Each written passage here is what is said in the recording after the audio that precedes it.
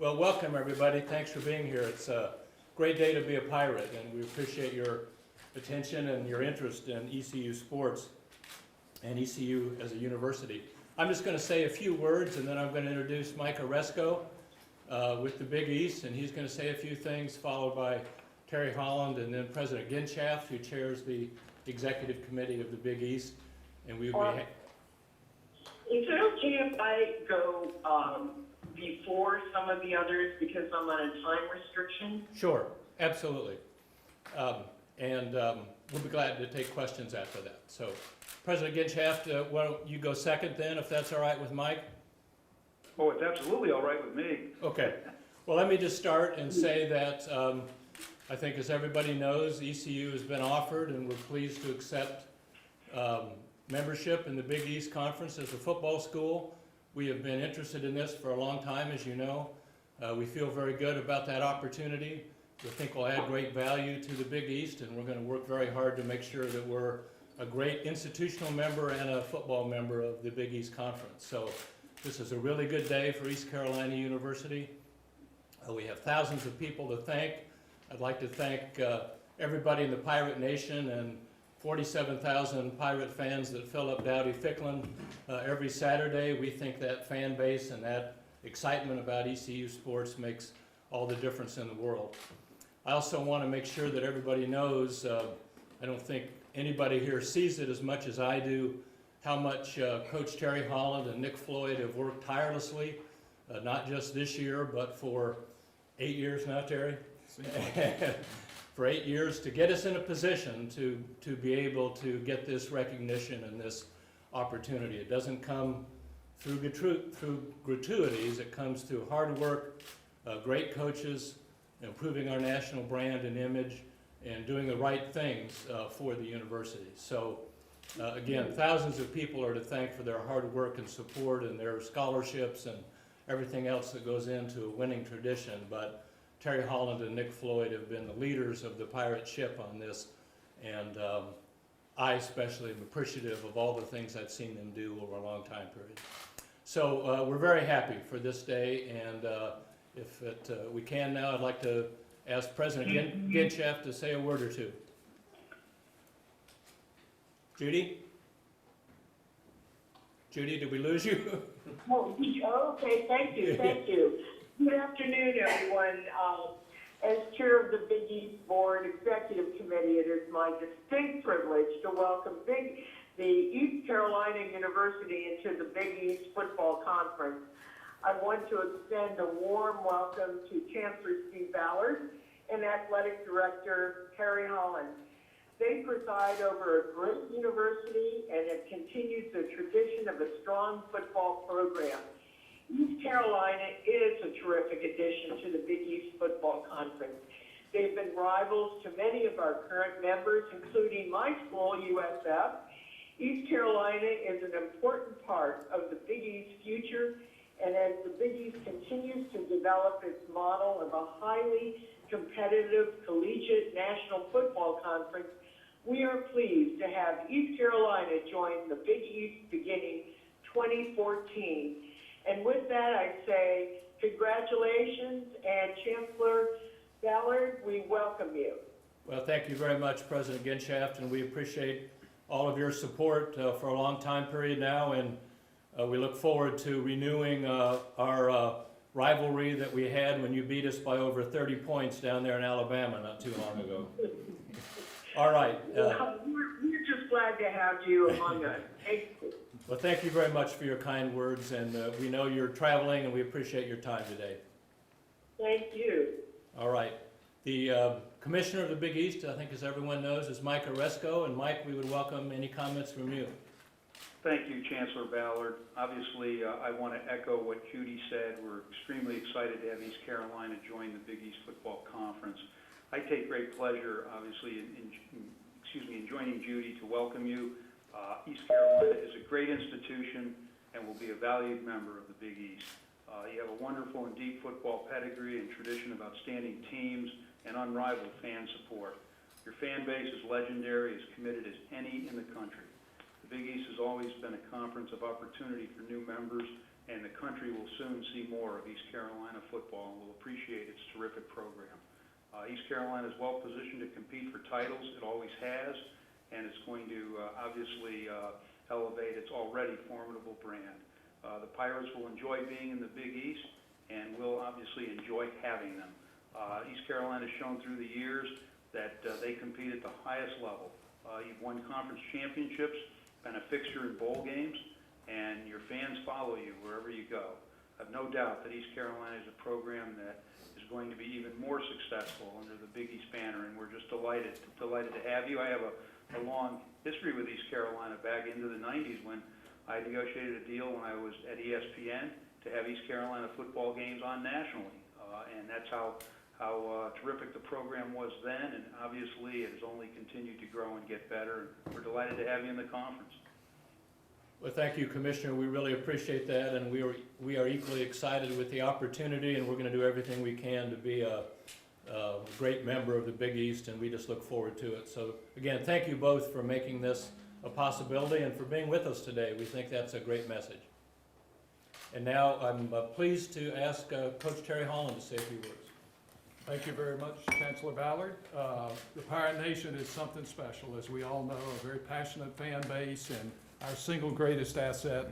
But we need a quarterback for that team, and you're the quarterback. And your leadership has been a great reason that ECU athletics has been successful. It's our intention to use this announcement today as a springboard to make sure that we find the very best competitive situations for all 19 of our sports. Of course, Big East football provides the opportunity for us to renew old rivalries as well as begin new ones.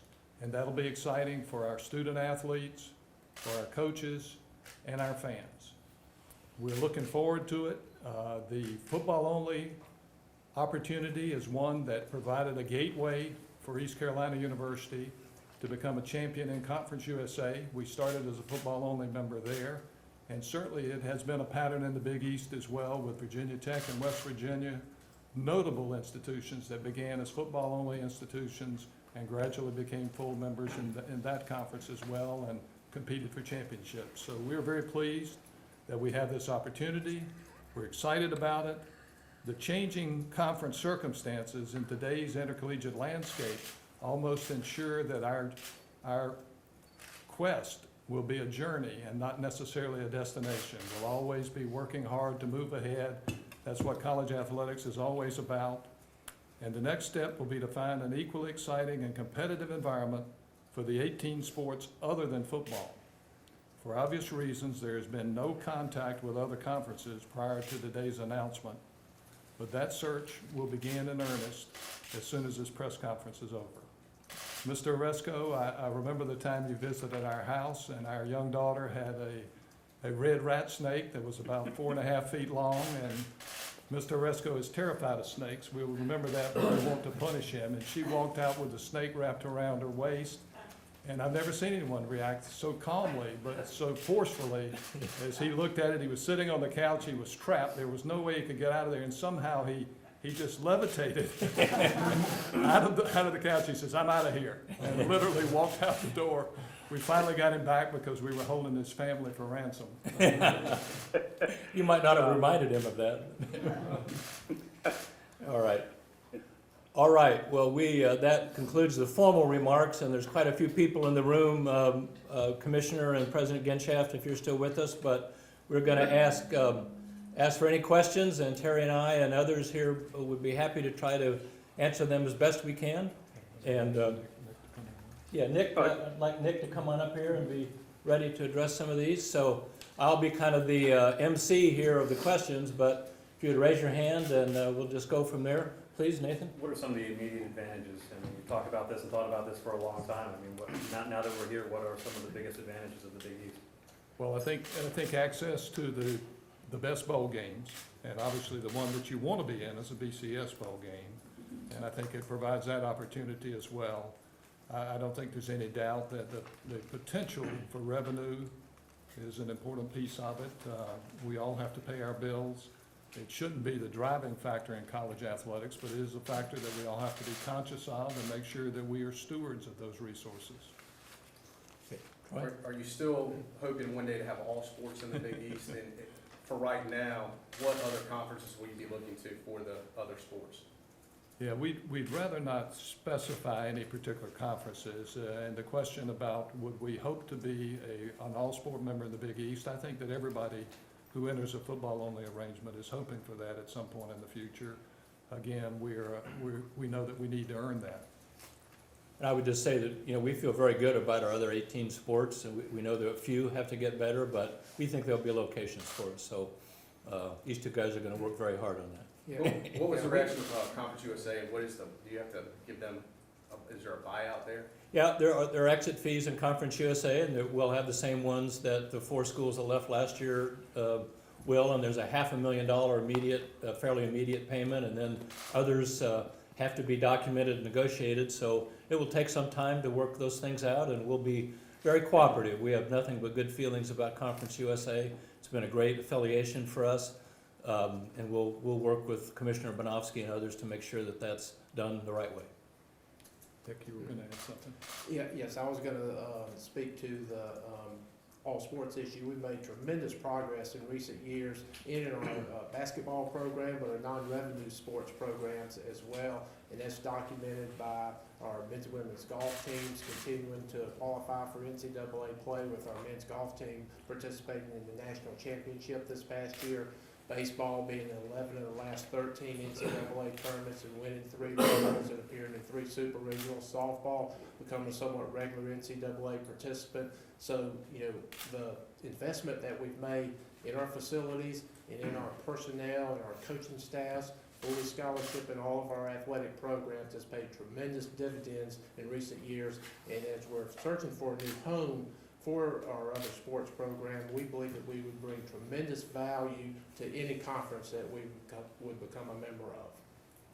And Nick can speak about every one of those 18 sports, so just bear with us. Okay, other questions on this side, please? How much Yes. of a concern for you and Coach Hoffman is that this Big East may not be the Big East you see in 2014?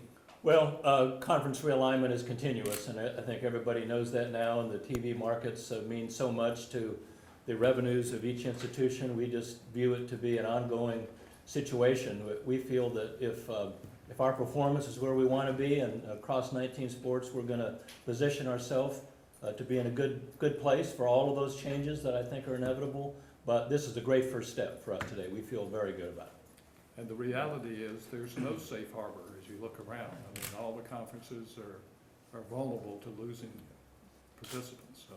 What is the difference as far as the potential money-wise than what you have right now in Conference USA? How much of a difference is there? We don't know yet, and Commissioner Oresco may want to talk about this, but the TV contract for the Big East is still under negotiation, but we feel very, very confident that this is going to be a real step up for the revenues of our athletic program. Yeah, Chancellor Ballard, we haven't made, you know, any predictions regarding revenue for our conference, but we're confident that our value will be maximized. We've had significant interest from every network, in addition to some other alternate, platforms. We've had interest in the possibility of a Big East network down the road. We're obviously continuing to talk to our partners. With the Rutgers announcement last week, we put things on hold for a moment, stepped back just to reassess, and we're ready to re-engage. And obviously, having East Carolina in the conference is a great step.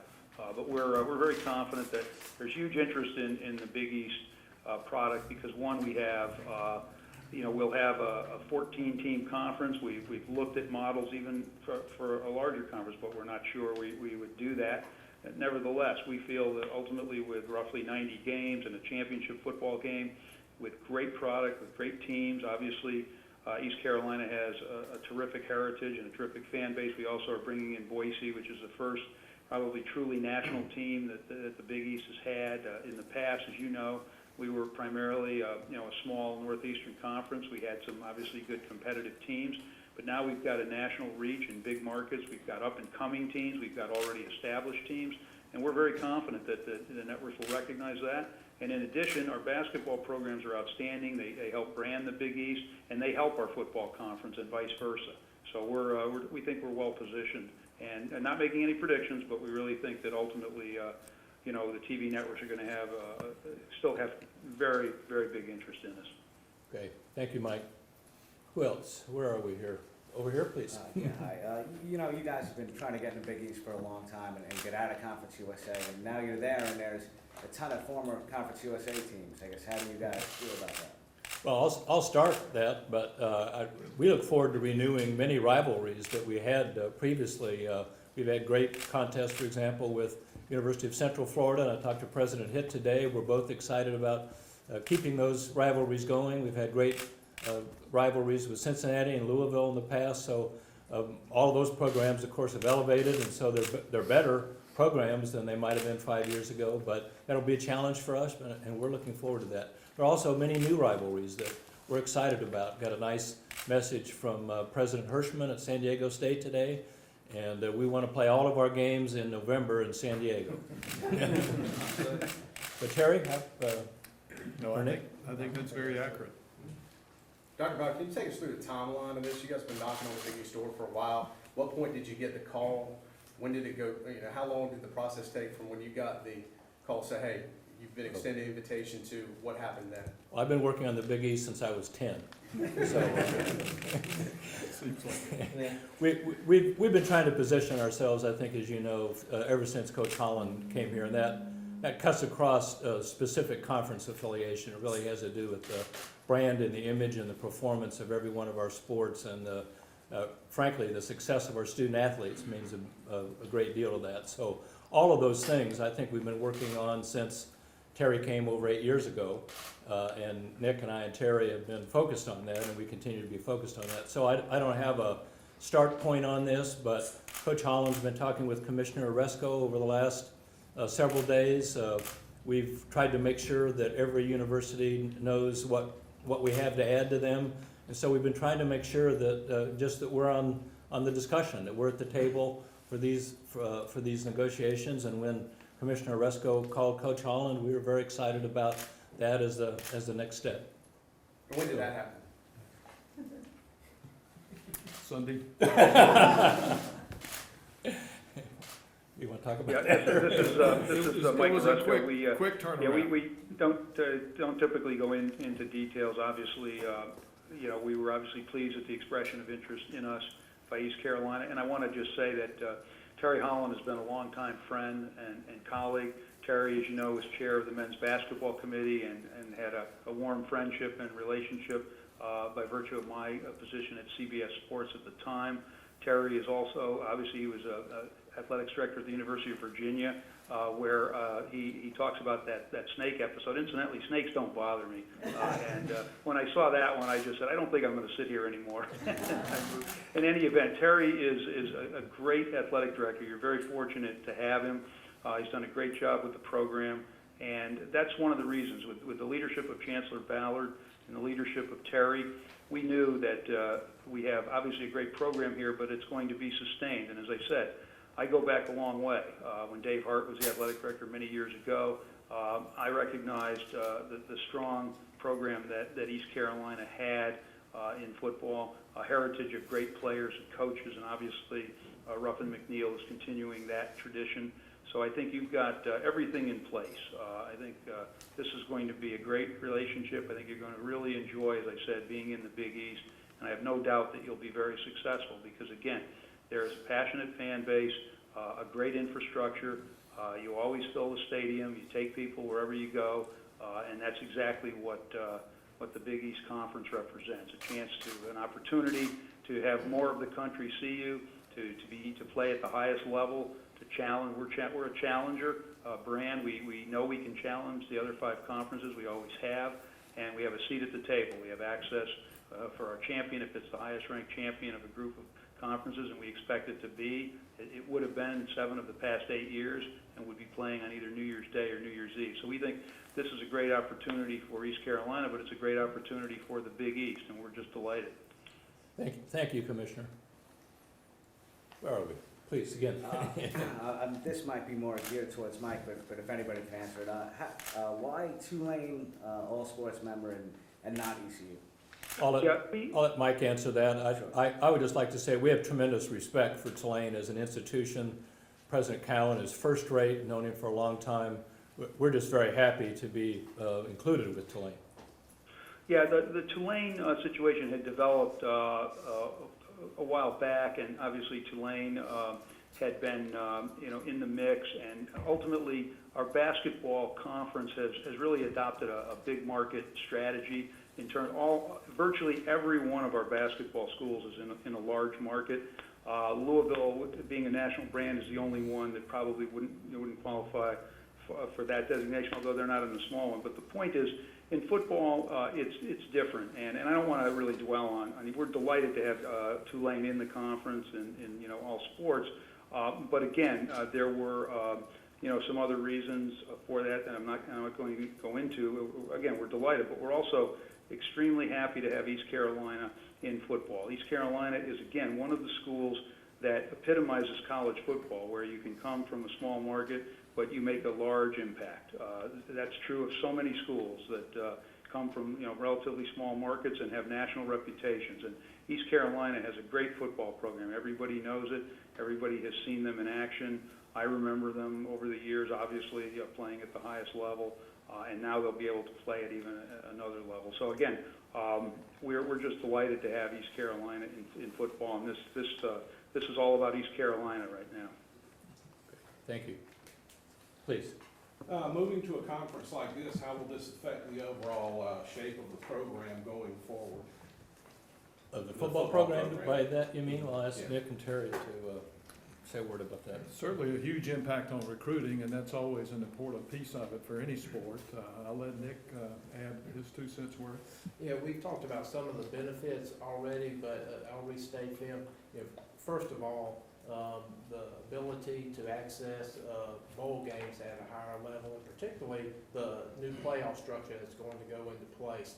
And there's a revenue stream that emanates from that playoff structure too.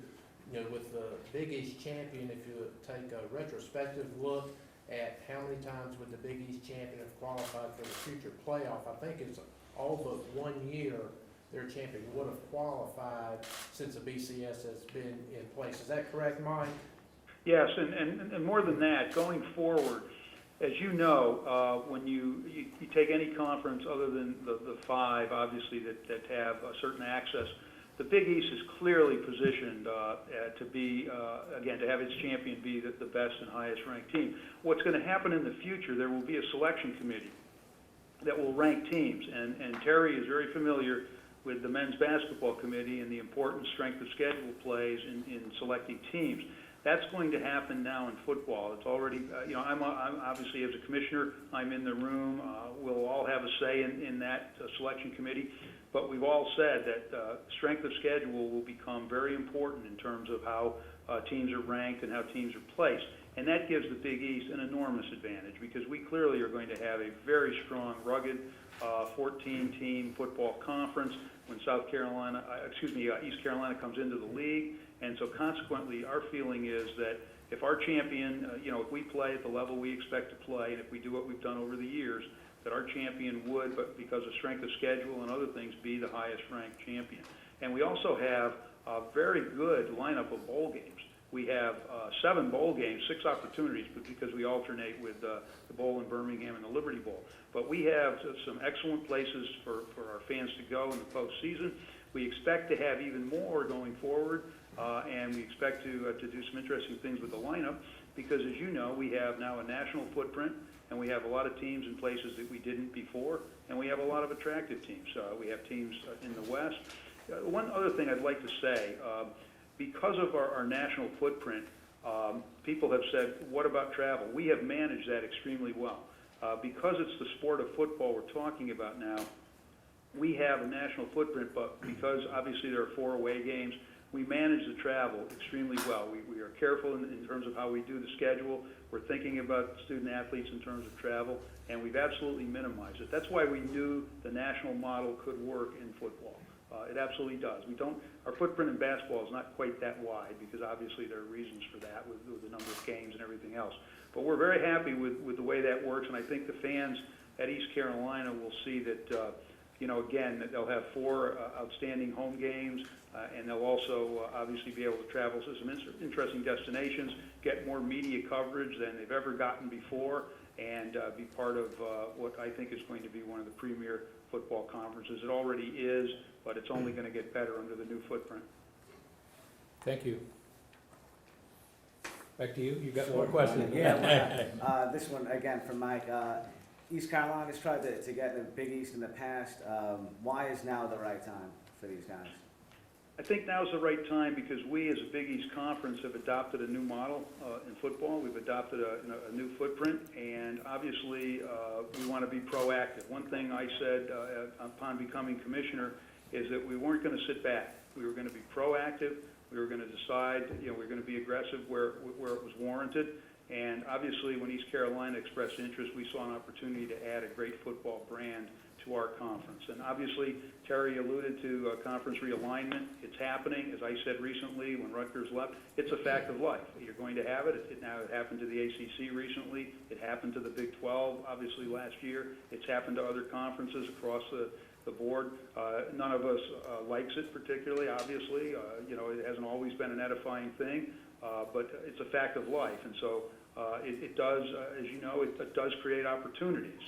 There's sometimes you'd rather, obviously that it didn't occur, but it creates opportunities. And in this particular case, again, as commissioner, I have an outstanding group, and Judy epitomizes that, an outstanding group of presidents, an outstanding group of athletic directors who want to build this conference. And what we saw as an opportunity is to build a national conference in football. Basically, the Big East is a conference of opportunity. It always has been, but it was more regionally based. And now it has a national footprint in football because a national footprint in football can work, obviously, because of the number of games. And so we've given a collection of schools now the opportunity, the platform, to play at the highest level. And we will gain a lot of media attention. We will gain, obviously, a tremendous amount of respect as a football conference of the highest caliber. So we're extremely pleased with that. And the fact that we had an opening that East Carolina could fill is absolutely great for the hardworking people of East Carolina who built this wonderful football program. And it's also great for the Big East, obviously, because you're going to be a great addition to our conference. Okay, what else? Please. What was Coach Ruff's reaction when he got the news? He was excited, no doubt. Every coach and every player wants to play against the best competition they can, and this is certainly a step forward. And he's excited again because for sure he's going to be out recruiting using that as of tomorrow. Commissioner, are you thinking about going to 16 teams?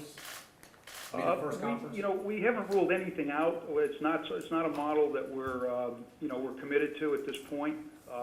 We obviously we thought we'd end up starting obviously with a 12-team conference next year, and then go to 14 because obviously Navy is coming in 15. But we expect to have obviously by the time East Carolina joins, we will, must be that old SEC background I had at CBS all those years. But when East Carolina joins in 2014, we expect to have a 14-team conference, and that will obviously work very well. Whether we would take, we're open-minded in our conference. We would take a look at a 16-team model depending on the quality of institutions that might be willing to join. And I can say this, because the realignment situation has entered another phase. It wasn't one that was necessarily expected, but because it has, a number of conferences have called me, schools in a number of conferences have called me expressing interest in the Big East, and it's not surprising because obviously we have a strong football conference. We also have what we call a Western strategy. We may well add a Western school down the road, and we don't know whether conference realignment is finished or not. No one knows. No one can know. But the point is, we're a conference that's always prepared, and there obviously are some schools in that region that have expressed interest. And again, because of the way we manage travel and the way we've set up our divisional play, it's not finalized obviously for the time when East Carolina would come in, but we try to minimize travel. And we also want to have readily identifiable divisions in football. That's something that not all conferences have. We want, right now we have the East-West model, and people will know who's in the conference, whether it's the two Texas teams along with Boise and San Diego State and Memphis. And then in the East, obviously, we have Louisville and Cincinnati. And we obviously have the Florida teams, UCF and USF being one of our core group members, USF coming in. And then, of course, I don't know ultimately what we'll do in terms of the future in divisional alignment, but just want everyone to know that we have worked hard on a model that we're very confident will work and work effectively. Thank you again. This one's for Terry. With the college landscape kind of being the way it is right now, very unstable, was there a lot of consideration to just kind of holding steady where you were, or once this opportunity came, did you just jump right at it? Yeah, I think, you know, we were looking forward to helping Conference USA build and felt like that was going to be something that we would enjoy. But the chance to help the Big East continue to build was a better opportunity. And while it was tough, I mean, we talked about it a lot, whether or not this was the right time to make that move. But, and we had to do it in a short period of time, but we did get a lot of talking in. And it was obviously the right time for us. Terry, does this change your philosophy in non-conference scheduling? We'll have to look at that. You know, certainly, we do want to make sure that we have the very best chance to compete for that bowl game. And that means strength of schedule on the one hand, but also means winning games on the other hand. So we'll take a careful look at the schedule. The schedule that we have been doing has basically been clearly to make up for the fact that our conference schedule did not have teams close by. So we wanted to play regional teams with the non-conference schedule. We wanted to play games that our fans could enjoy even when we were playing on the road. And that has been a very successful strategy. But is that the right strategy going forward? We'll have to evaluate that. Can you speak about what impact Chuck's had on this entire process in the past week? Mr. Ninus? Chuck Ninus. Well. He's a very great source of information, and that's probably the best way to put it. He's someone that everybody knows and you can call on him. He did not specifically advise us during this particular stretch, but he keeps us informed of what's going on around the country. That's really his role more than anything else. And his knowledge of the college football history is just absolutely amazing, from the time of his years as the Big 8 commissioner to the head of the CFA and all the things that happened during that stretch. He's a very, very interesting man and very knowledgeable, and he loves to pass that knowledge on.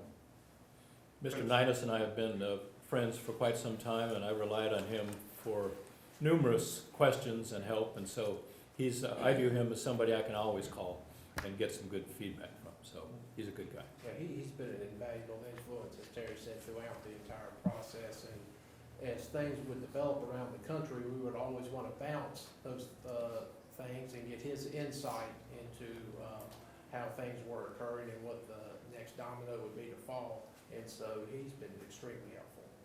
Coach Holland, how does the future stack up for ECU basketball? Were discussions held between Big East and East Carolina about the future if other teams leave or whatever? Did that play into your decision? No, this was strictly about football, and Commissioner Oresco kept us on point on that. That's what we're talking about right now. Certainly, we have every desire to have a great basketball program. I think both of our coaches are doing extremely well with their programs, and the opportunity to play against good competition only makes you better, and so we're always looking for that better competition. I have great confidence in Coach Lebo and Coach Macy, and I think both of those programs know that we expect great things out of them. So we want them to get better every year, and that will do nothing but help us.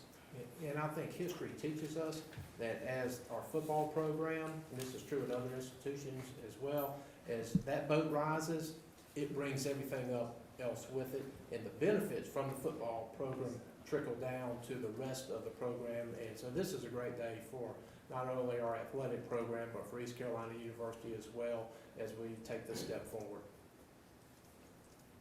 But admittedly, there's some anxiety about who we're going to be playing in the future in all those sports. What's the reaction you've gotten from the fan? I know it's early, but the feedback you've gotten today. I've had nothing but excitement, and it's been a great afternoon, so couldn't be happier.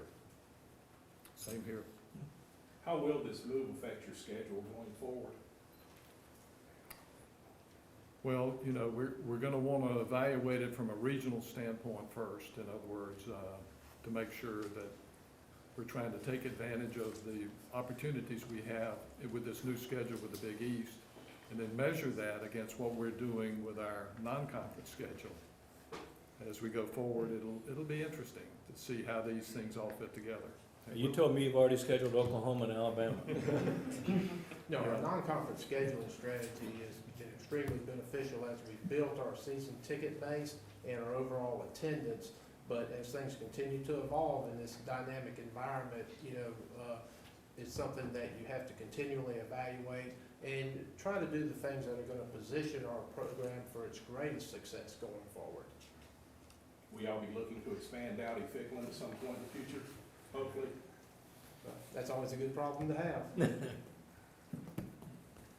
ECU's always been a longstanding member of Conference USA. When did you guys notify Conference USA of your decision, and what was their reaction to it? Terry, can you answer that? I think it was just yesterday. Yeah, we talked to Britton Banowski, the commissioner, and he was very good. I mean, he's obviously been through this before, and particularly in this particular situation, he's used to handling it, and he handled it extremely well. But there's no question that he would have liked for us to have had more time to let him make some moves as well, because it's always that domino effect of you want to sort of be ahead of the game. You don't want to be announcing that you're losing members without being able to announce that you're gaining a member or two. So these commissioners are always trying to figure out how to stay ahead of the game, and it's not easy. I'd like to repeat what I said in the beginning, and that's how appreciative we've been at Conference USA, and especially Britton Banowski. I worked for his father when he was president of Oklahoma, and so I've known the Banowski family for a long time now. And Britton has been very helpful to me through my entire presidency here, and I have nothing but respect for Conference USA. And so we'll be sad to leave them, but this is a better thing for ECU. Coach Allen, going back to scheduling, in 2014, you got UNC, Virginia Tech, and South Carolina, if I'm not mistaken. Can we expect any changes to that non-conference slate? Probably not that quickly, no. But you've got to remember that other conferences are moving around too and requiring different things of their teams. So we do get requests from time to time to change a game, so. Good. Are we good? Congratulations, fellas. We're good. Thank you all for being here. Thank you.